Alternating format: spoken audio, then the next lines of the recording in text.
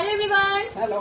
আমি চীনা। আমি ক্যামেরার পেছনে, আর সামনে রয়েছে আমার দেওর আর আমার বাবা মশাই। তো আজকেও দুজনের সামনে আমি একটা চ্যালেঞ্জ রেখে দিয়েছি। 3, 2, 1 স্টার্ট।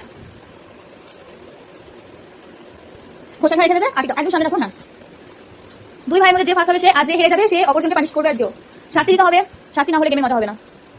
আটিগুলো ওখানে রাখো, তাহলে বোঝা যাবে যে কমপ্লিট হয়েছে। তিনটে হয়ে গেছে।